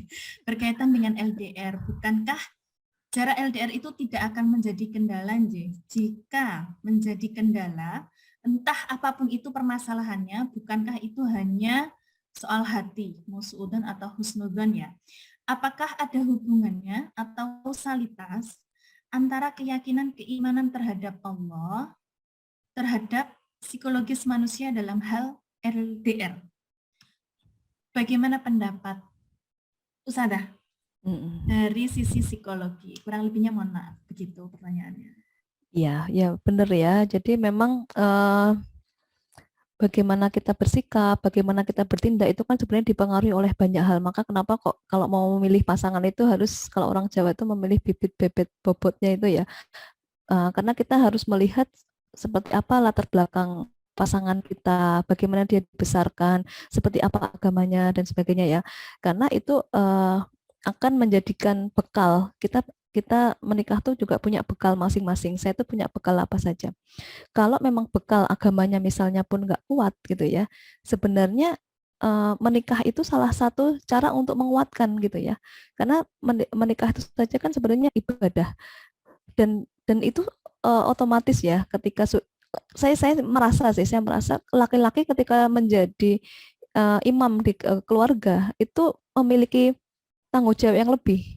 Mungkin ya yang dulu nakal itu ya jadi nggak nakal-nakal amat gitu ya. Yang nakal jadi baik gitu, yang baik tambah baik karena peran seorang suami itu tetap ada keinginan untuk bisa membahagiakan pasangannya yang salah satunya dengan mengajak kepada kebaikan, yang tidak beribadah gitu kan, sehingga keimanan bertambah. Nanti tambah anak gitu ya, mungkin yang sudah berkeluarga juga akan begitu. Kita nggak mungkin wah masuk apa ya, anak saya diperlihatkan apa yang tidak baik misalnya, kan nggak mungkin kan. Kita juga akan menjadi orang tua yang pembelajar, yang bagaimana kemudian kita mencoba untuk lebih baik, misalnya lebih kuat imannya gitu ya, misalnya lebih baik ibadahnya, dan juga lebih matang gitu ya, untuk bisa memberikan yang terbaik untuk yang kita sayangi.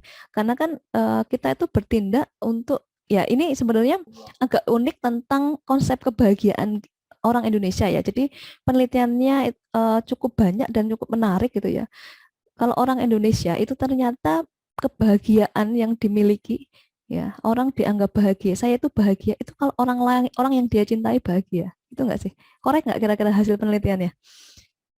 Berbeda mungkin dengan orang-orang di negara maju, bahwa bahagia itu saya. Ketika saya mewujudkan cita-cita saya, ketika saya memiliki apa yang saya inginkan, itu saya bahagia. Tapi penelitian di Indonesia itu menunjukkan kebahagiaan kita itu ketika orang yang kita cintai bahagia, gitu ya.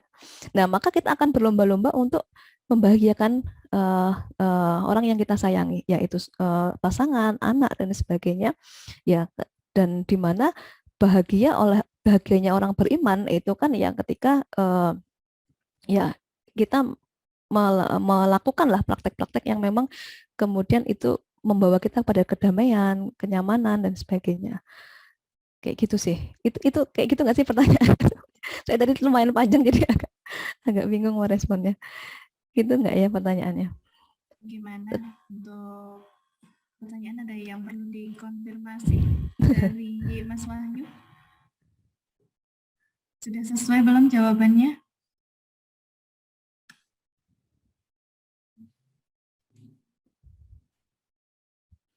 Oh ini nih yang ini ya, kaitannya dengan ya tadi ya, LDR tidak akan menjadi kendala. Ya memang geografis itu, apalagi saat ini ya. Jadi kalau kita lihat ada generasi yang membedakan ya, generasi milenial dengan generasi sebelumnya itu apa ya? Karena zamannya berbeda ya. Generasi milenial lah. Saya masih masuk sih generasi milenial, Mbak Sadara juga generasi milenial. Itu cara berpikirnya lebih terbuka. Sehingga LDR itu bukan merupakan sesuatu yang apa ya istilahnya, ya tidak boleh misalnya gitu ya. Ya memang itu penuh perjuangan tapi lebih terbuka, open minded gitu ya. Dibandingkan generasi sebelumnya yang mungkin apalah, mungkin pamalik lah kalau tidak sama suami dan sebagainya, nggak bisa dan sebagainya kayak seperti itu. Nah itu mungkin berbeda karena memang di zamannya yang berbeda. Jadi generasi milenial itu lebih easy going gitu ya, easy going menghadapi LDR ini. Nah kadang ya orang tuanya, mertuanya gitu ya yang kemudian heboh gitu ya tentang LDR ini. Ya, sehingga kalau ditanya apakah geografi itu sebenarnya tidak menjadi masalah, kalau saya bilang ya tidak masalah karena toh sekarang ini sangat sangat mudah ya berkomunikasi gitu ya, sangat mudah untuk ya udah ada video call segala macam. Dulu itu pakai Yahoo Messenger, pakai Skype gitu ya sampean ya, dan itu internet aja luar biasa susahnya gitu aja ya, jadi ketemu pakai Skype tuh seminggu sekali itu udah alhamdulillah udah lumayan gitu ya bisa ngelihat wajahnya gitu. Kayak gitu, SMS lah, cuma SMS dan sebagainya dulu zaman sekarang kan sudah enggak, sehingga menjadi seolah-olah ya geografis itu nggak ada masalah, mau di luar kota, luar pulau, luar negeri gitu ya. Nah itu masalah enggak gitu ya, masalah enggak iya bisa juga, tergantung bagaimana tadi kita memahami cara berpikir kita, bagaimana kita mengolah emosinya sehingga perilaku kita itu mengarah pada penyelesaian masalah atau menganggap itu nggak masalah gitu. Gitu sih kalau Sekali. Memang sekarang itu memang bisa lebih fleksibel gitu ya. Jadi sebenarnya juga ketika berjarak dengan pasangan berdasarkan musyawarah dan juga visi misi keluarga yang dibangun tadi, itu memang tantangannya akan lebih ringan gitu ya. Kalaupun toh ada permasalahan itu pasti, LDR atau enggak LDR itu pasti punya permasalahan gitu. Iya, betul. Tapi saya sangat sepakat Saudara Desi tadi ya, kita menyelesaikan permasalahan itu aja, nggak usah sampai memikirkan hal-hal yang lain gitu. Karena permasalahan LDR atau tidak LDR itu bisa diselesaikan sesuai dengan kemampuan masing-masing atau dari kedua belah pihak. Terus yang paling menarik itu adalah kekuatan doa. Saya sangat sepakat ya, ada beberapa peristiwa yang di luar dugaan yang ketika kita sebagai ibu bekerja, ada tugas dari kampus yang harus meninggalkan anak, padahal lagi LDR, meninggalkan anak-anak dengan siapa? Ternyata tiba-tiba pasangan kita memiliki jadwal yang dia bisa pulang untuk menemani anak. Saya juga pernah mengalami seperti itu, gitu. Jadi awalnya saya ragu-ragu ya, juga LDR itu kayaknya nanti bakal berantakan di kerjaan saya. Dan saya sempat ya Mbak Nunung pamit dari Nasyiah, Mbak kayaknya saya nggak sanggup harus aktif di Nasyiah karena saya harus LDR dengan suami. Ternyata Nasyiah itu candu gitu ya. Jadi ketika kita sedang berjarak dengan pasangan, malah saya cari-cari Mbak Nunung, ada rapat nggak Mbak? Ada rapat nggak? Cuman ketemu aja di PWM, kita ketawa ke TV itu udah jadi obat rasanya gitu ya. Ketika kita sedang berjarak dengan pasangan, kita ternyata bisa menghapus istilahnya kegiatan-kegiatan, menghapus kesedihan itu dengan kegiatan-kegiatan positif gitu ya. Dan Mbak Nunung bersama teman-teman udah tahu semua gitu ya. Kalau saya kesana kemari bawa anak gitu, kemudian insya Allah akan tetap ini ya, ada ya itu termasuk supporting system ya. Jadi supporting system itu ternyata tidak hanya dari keluarga aja tetapi juga bisa dari aktivitas sosial kita, termasuk di Nasyiatul Aisyah ini yang sangat ramah perempuan dan juga anak gitu ya. Jadi memahami betul latar belakang masing-masing. Terima kasih Ustazah. Mungkin ada yang lain yang mau bertanya. Silakan Bapak. Mohon maaf Pak Dihan dari PCMBU. Silakan. Assalamualaikum warahmatullahi wabarakatuh. Waalaikumsalam warahmatullahi wabarakatuh. Terima kasih waktunya. Saya tertarik dengan agenda kegiatan malam hari ini terkait dengan rumah tangga yang suami istri berpisah.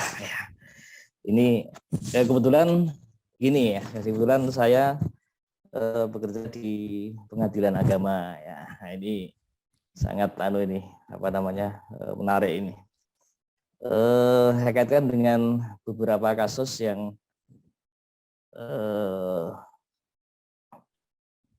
ternyata beberapa kasus perceraian ya.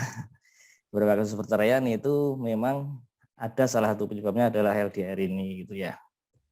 Nah, tetapi ketika kemudian saya mengamati kasus-kasus tersebut, ternyata salah satu pemicunya adalah ya kurangnya komunikasi ya.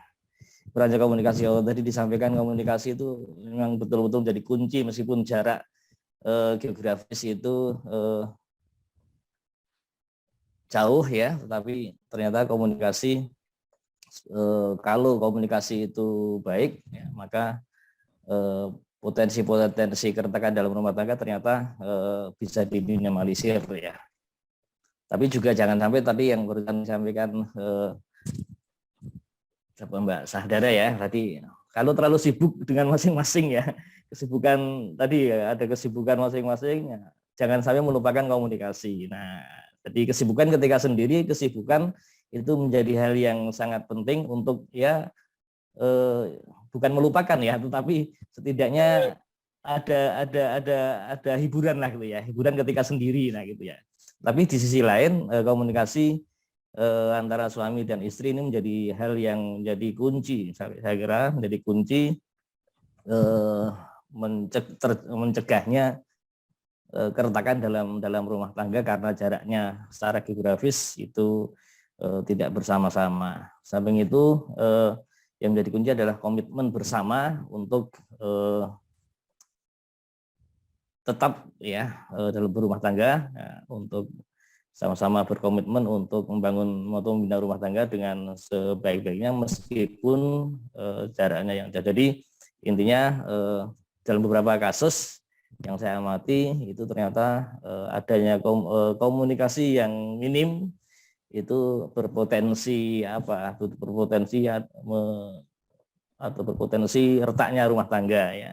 Ini banyak kasus yang saya amati seperti itu ya. Kemudian jadi oleh karena itu komunikasi menurut saya menjadi salah satu kunci untuk melanggengkan rumah tangga sehingga tetap menjadi sakinah mawaddah warahmah. Saya kira itu sekedar aja sharing saja. Terima kasih. Assalamualaikum warahmatullahi wabarakatuh. Waalaikumsalam. Waalaikumsalam warahmatullahi wabarakatuh. Pak Dihan dari PCMBMBU, terima kasih atas masukannya gitu ya. Jadi komunikasi adalah kunci gitu. Jadi memang tadi saya menyampaikan untuk meminimalisir kesepian gitu. Jadi memiliki aktivitas yang positif gitu ya, agar supaya tidak berlarut-larut dalam berlarut-larut dalam kesedihan karena berjarak gitu. Jadi bisa diisi dengan kegiatan yang positif gitu. Ada lagi yang bertanya di chatroom. Nadia Almira, bagaimana cara meyakinkan orang tua mengenai anaknya yang menjalani LDR dan terhalang restu karena pekerjaan calon yang jauh sehingga mengharuskan untuk LDR? Mohon sarannya Ustazah Desi. Ya, ya ini ya terhalang restu. Nah ini banyak kasus ya sebenarnya. Namun kita pahami gini aja deh, bahwa LDR itu sesuatu yang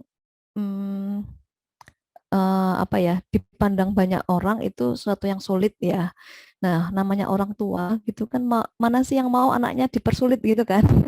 Jadi kita pahami, jadi orang tua tuh khawatir kan. Orang tua khawatir, nikah kok malah jauhan, nanti anakku gimana kan sebagainya. Itu sebenarnya respon wajar gitu ya. Seseorang yang sebenarnya shock gitu ya, kayak dalam kondisi ya belum bisa berpikir gitu ya, karena ya nggak mau gitu ya, nggak mau anaknya misalnya berjauhan karena dianggap itu tidak membahagiakan gitu ya, tidak membahagiakan anaknya. Padahal tujuan pernikahan itu kan juga selain mencari ridho ilahi juga untuk mencapai kebahagiaan gitu kan. Nah, kita bisa tunjukkan garansi apa bahwa kita itu bisa baik-baik saja lah, kira-kira seperti itu. Itu yang garansinya. Kalau ada suatu kasus gitu ya yang mengatakan ya nanti kalau kita nggak sanggup ya sudah, pokoknya kita bersatu gitu ya, kalau memang maksudnya misalnya seperti itu.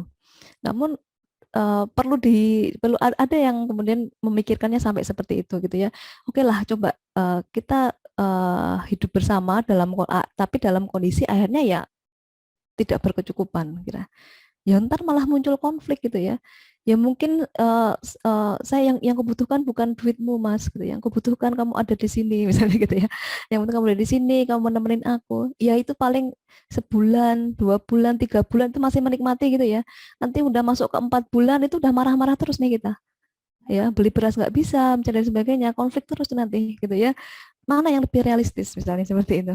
Nah, itu kita menunjukkan beberapa bukti dan memang sebenarnya kan semuanya itu selalu sesuai kemampuan ya.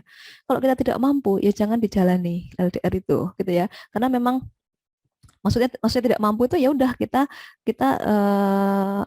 mengikuti suami lah, misalnya kita mengikuti suami atau suami mengikuti istrinya juga mungkin saja gitu ya. Kalau memang kita tidak mampu gitu ya untuk menjalin relasi jarak jauh ini, ya yang survive itu kan kalau memang kita mampu. Ya kalau suruh milih ya semuanya pasti milih ya jangan LDR gitu kan. Tapi bagaimana kemudian kita meyakinkan gitu ya orang tua bahwa ini keputusan yang diambil secara sadar dan misalnya kami ya kita sudah dewasa bahwa kalau kami tidak mampu kita juga akan membuat keputusan baru gitu ya, kita akan putuskan. Namun kalau memang itu kaitannya dengan restu, coba ditunggu dulu deh, ditunggu. Karena memang orang tua itu merestui anaknya nggak LDR aja itu butuh waktu ya. Wah, anak sudah dibesarkan sekian tahun, puluh tahun gitu ya, disekolahkan, dinani-nani, disayang-sayang, tiba-tiba diambil orang gitu. Itu nggak semua orang tua itu bisa rela begitu aja gitu kan. Ya, itu nggak harus LDR, apalagi ini LDR jauhan sama. Oh ini gimana? Ya, jadi restu itu bisa waktu yang kita agak sabar dulu, menunggu, tapi dalam menunggu orang tua itu restu, rela gitu ya, itu kita juga memberikan pembuktian atau kayaknya semacam garansi gitu ya bahwa kita itu siap gitu ya, kita tuh siap, kita mampu ya. Tapi kalau memang restu itu tidak diwujudkan karena memang sebenarnya kita pun ragu-ragu, ya kita perlu berpikir ulang.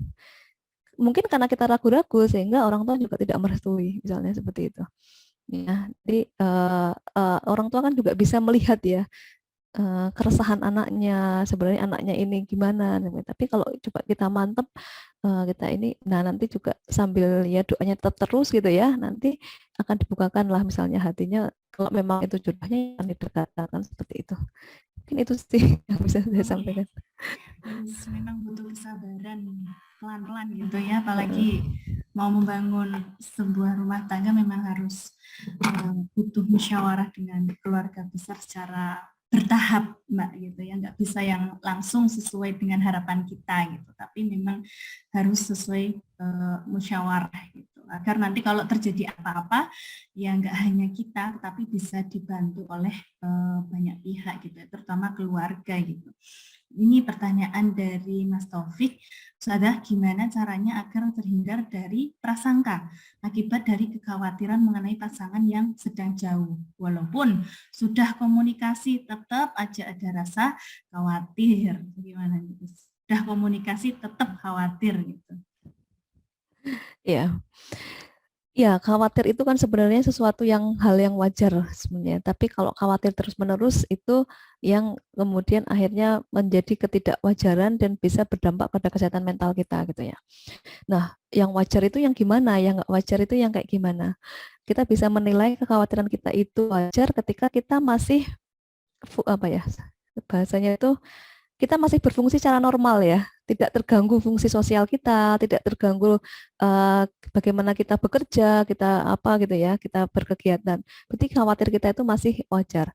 Tapi kalau kita sudah terganggu, misalnya kerja terus ngelamun terus gara-gara khawatir, terus jadi nangis terus dan sebagainya, itu sudah masuk ke ranah kekhawatiran yang tidak wajar. Nah, yang paling penting adalah perlu diketahui bahwa pasangan perlu mengetahui bahwa kita khawatir. Jadi ada tipsnya nih ya.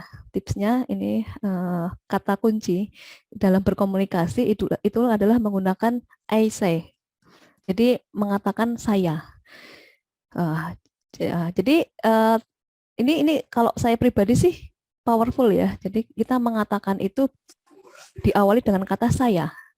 Jadi kalau mau ngomong sama suami misalnya, kita berprasangka misalnya ya, suami kita itu apa ya prasangkanya, misalnya dia memiliki wanita lain misalnya, di prasangka yang paling buruk ya, dia memiliki prasangka wanita lain, kita harus menyampaikannya saya khawatir gitu ya, jangan Mas kemarin kok ada yang nelpon gitu ya, cewek itu siapa misalnya gitu, tapi diawali dari saya dulu, Mas saya khawatir karena kemarin Mas menerima telepon dari perempuan yang saya tidak kenal misalnya. Jadi I say-nya dulu yang kita katakan, Mas saya sedih kalau Mas nggak bisa pulang. Jangan, Mas kapan pulang? Gitu ya, Mas kapan pulang? Kok nggak pulang-pulang dari lama? Itu kan kesannya bisa nggak ngerasakan. Tapi saya pengen Mas pulang, Mas bisa pulang kapan? Misalnya gitu. Jadi saya dulu, kita tunjukkan dulu apa sih yang mau kita bicarakan. Kan seringkali kita tuh mengatakan sebenarnya yang bukan kita inginkan gitu ya. Kayak misalnya kita khawatir, misalnya kita khawatir sama anak kita deh. Ini yang paling gampang, contoh paling gampang tuh ya, ibu khawatir sama anaknya. Anaknya kok nggak pulang-pulang nih, udah maghrib misalnya, anak kecil ya, nggak pulang-pulang main, nggak udah maghrib. Anaknya datang pulang, apa sih yang kita katakan? Apa kira-kira? Kamu dari mana aja jam segini kok belum pulang kayak gini-gini. Padahal itu bukan yang sedang ingin kita sampaikan. Sebenarnya kan yang kita rasakan tuh apa? Ibu khawatir kamu jam segini belum pulang. Kan itu poinnya. Tapi karena kita nggak mengatakan apa yang saya ingin katakan, justru malah kamu dari mana aja kok nggak pulang-pulang. Itu yang sampai ke anak bahwa ya aku kok datang-datang dimarah-marahin sih gitu ya. Tapi ketika kita mengatakan dengan I dulu, ibu khawatir jam segini kamu belum pulang, kamu dari mana aja. Beda nggak rasanya? Sama halnya kita dengan pasangan, misalnya kita khawatir, Mas aku lagi sedih karena gini-gini, Mas aku lagi senang nih karena ini, gitu ya. Atau Pak ini aku khawatir sebenarnya karena beberapa hari ini kok nggak telepon misalnya. Yang dikatakan tuh I-nya dulu. Coba deh. Gitu ya. Gitu Mbak Dara, semoga bisa membantu. Ya, terima kasih.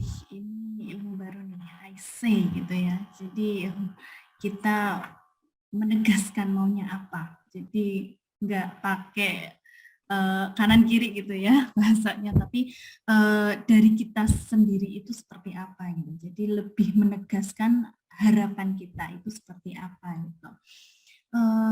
Mohon maaf satu lagi, ini ada pertanyaan, mohon maaf ya semua pertanyaan belum bisa dijawab satu persatu mengingat waktu yang sangat singkat. Ini dari Nurul Komariah, izin bertanya, adakah penelitian atau kasus perselingkuhan dan perceraian jika seorang istri terpaksa harus menjadi TKW dan suami momong anak-anak di Indonesia? Dan dalam hal ini siapa yang paling bertanggung jawab? Ini kok saya ingat film apa gitu ya, yang istri jadi TKW terus laki-laki atau suami ini ngomong anak-anak gitu ya. Ini ada filmnya, gimana nih Us? Terima kasih. Saya jawab yang belakangan dulu ya. Kalau anak-anak kan sebenarnya siapa yang paling bertanggung jawab ya? Semuanya ya, semuanya pasti bertanggung jawab. Nah, tapi memang untuk TKW ini saya pribadi, ini saya jawabannya gantung ya Mbak Nurul ya.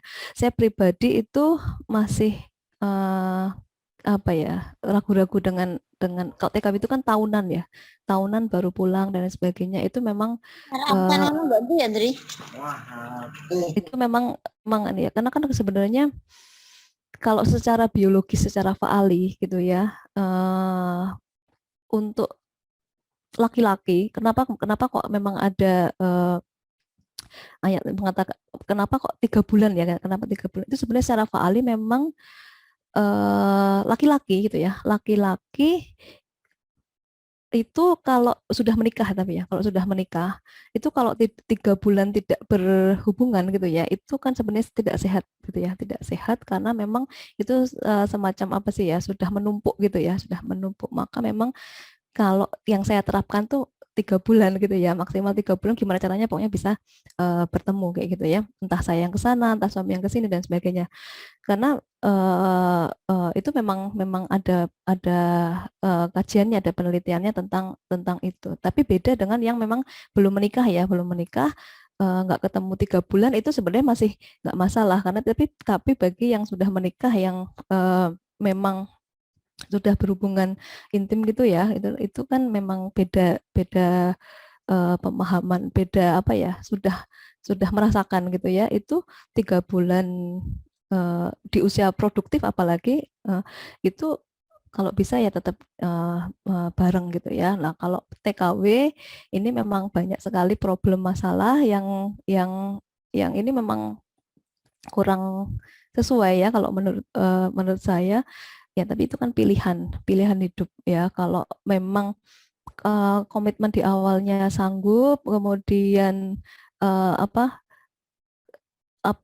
parentingnya gitu ya, pengasuhan anak itu juga sudah disepakati bersama ya, siapa yang menjadi sosok ibu pengganti, sama halnya dengan kalau misalnya kita yang sama anak, ibu yang sama anak, siapa yang akan menjadi sosok bapak penggantinya bapak, itu kan memang harus ada supaya tidak kehilangan sosok ibu ataupun bapak itu ya. Itu itu sebenarnya bisa kita kelola, bisa kita rencanakan ya. Ada beberapa pertimbangan, salah satunya adalah ketika punya anak itu, anak kita itu punya sosok ayah atau punya sosok ibu enggak. Kalau bapak dan ibu itu tidak ada di dekat dia. Kalau saya pribadi, saya memang ada simbah ya. Jadi bapak saya itu yang menjadi peran fathering, maksudnya sosok laki-laki. Nggak harus bapak sebenarnya, bisa omnya, bisa pak D-nya, bisa apa. Tetapi salah satu yang menguatkan apa ya, pasangan yang punya anak harus LDR itu apa ya, ada nggak gitu ya, ada nggak sosok yang tetap bisa menjalankan peran dari orang tua yang meninggalkan gitu ya, meninggalkan dalam konteks ibu atau bapak itu tadi, sehingga anak tetap bisa apa ya, tidak berkonflik sejak dini gitu ya, tidak punya traumatik, tidak punya, tetap berkembang sesuai dengan masanya, tetap memiliki figur-figur yang memang harus ada di usia dini misalnya kayak gitu. Itu salah satu pertimbangan apakah kemudian harus tetap bisa LDR atau tidak gitu ya. Nah, belum menjawab mungkin ya pertanyaan saya, tapi memang kalau saya pribadi ya di 3 bulan itulah maksimal kita berjauhan gitu. Kalau lebih dari itu harus lebih ini lagi ya kayaknya ya, apa hatinya harus ditekan nanti nggak sih, tetek itu harus dikuatkan lebih lagi ya, sambil mengukur kayak kemampuan masing-masing. Mampu nggak sih kita, mampu nggak mas kamu kalau setahun nggak ketemu aku misalnya gitu. Tanyain dong, kalau nggak mampu ya mungkin ya nanti mungkin rezekinya nggak di situ gitu ya, mencari rezeki yang lain. Berarti kan kita sepakat bahwa menikah itu kan juga memunculkan rezeki gitu ya. Kalau memang tidak mampu ya jangan dilalui yang itu gitu ya. Tapi kalau bagi keluarga ini lebih penting keberadaan bekerja di luar negeri. Kalau nggak gitu nggak hidup gitu ya, sudah, berarti itu kan udah keputusan gitu. Oke, bagus sekali. Jadi berjarak itu tetap ada waktu bertemunya ya antar pasangan, karena ada masanya gitu untuk memenuhi kebutuhan pokok dalam berkeluarga. Nah, ini sekaligus menjawab pertanyaan Mbak Triwidya Stuti ya. Insya Allah hampir sama. Jadi LDR di sini yang nggak langsung lost gitu, nggak langsung lost aja, sama sekali nggak bertemu, apalagi sampai bertahun-tahun, tetapi yang dijalani Ustazah Desi ini memang ada waktu tertentu untuk bertemu dengan pasangan. Nah, mungkin seperti itu kajian pada hari ini. Sangat banyak pertanyaan dan sangat menarik. Kalau konsultasi lebih lanjut bisa ya Us ya dengan Ustazah Desi Tanungsari yang menerima konsultasi permasalahan dalam keluarga, karena memang sejatinya ya, keluarga adalah salah satu tempat untuk kembali, keluarga adalah tempat untuk tumbuh dan berkembang, dan keluarga adalah salah satu tempat untuk menggapai cita-cita anggota keluarga. Jika anggota keluarga baik, maka akan baik pula masyarakatnya, negaranya bahkan. Tapi sebaliknya, jika dari keluarga sudah buruk, rentan, bahkan bercerai-berai, maka juga akan berdampak buruk pula terhadap masyarakat dan juga negara. Nah, maka dari itu kajian hari ini kami ucapkan terima kasih yang sebesar-besarnya atas ilmu dan juga pengalaman terbaiknya kepada Ustazah Desi Pranungsari. Kita doakan semoga Allah menguatkan dan juga memberikan kesabaran, ketabahan, dan kesehatan keluarga Ustazah Desi dalam menghadapi segala rintangan. Begitu juga dengan Bapak Ibu yang ada di sini, kita sama-sama berjuang ya, berjuang dalam mempertahankan keluarga, bahwa setiap keluarga memiliki modelnya masing-masing, memiliki ujiannya masing-masing, dan kita harus tetap yakin bahwa Allah akan menguji hambanya sesuai dengan kemampuannya dan tetap menjalankan rutinitas dengan normal dan juga bisa menumbuhkan kesalingan agar keluarga semakin kuat sakinahnya, mawaddahnya, warohmahnya. Nah, mohon maaf apabila saya dalam mengantarkan dalam kajian ini ada kekurangan dan juga kekhilafan. Mudah-mudahan kita semua bisa mengambil hikmah agar menjadi manusia yang lebih baik, menjadi pasangan yang saling belajar, gitu ya, menjadi manusia pembelajar sepanjang hayat. Karena kedewasaan itu ternyata tidak hanya ditentukan oleh usia saja, tetapi bagaimana kita bisa memaksimalkan akal kita, memutuskan perilaku baik dan buruk kita, agar supaya kita bisa menjaga keluarga kita dari keburukan ataupun godaan yang menghancurkan keluarga. Sekian, terima kasih dari Terima saya. kasih kurang juga lebihnya. Mbak untuk semuanya Terima kasih juga. banyak kepada Ustazah Desi, mudah-mudahan menjadi amal jariah untuk beliau. Dan terima kasih juga kepada hadirin yang sudah bergabung. Mudah-mudahan kita bisa belajar kembali di lain waktu. Assalamualaikum warahmatullahi wabarakatuh. Waalaikumsalam. Saya kembalikan kepada tim kajian, pada Pak Iwan, Ibu Nunung, ataupun Mbak Evi, dipersilakan. Oke, terima kasih Mbak Syahdara. Terima kasih juga kepada narasumber berkaitan dengan materi pada malam hari ini. Alhamdulillah kita menyelesaikan kajian ini. Insya Allah kita ketemu lagi kajian untuk bulan April yang akan datang. Marilah kita akhiri kajian pada malam hari ini dengan baca hamdalah bersama-sama. Alhamdulillahirrahmanirrahim. Wassalamualaikum warahmatullahi wabarakatuh. Waalaikumsalam warahmatullahi wabarakatuh. Matur nuwun Mbak Desi. Ye, Mbak sami-sami. Nisa, saudara. Terima kasih.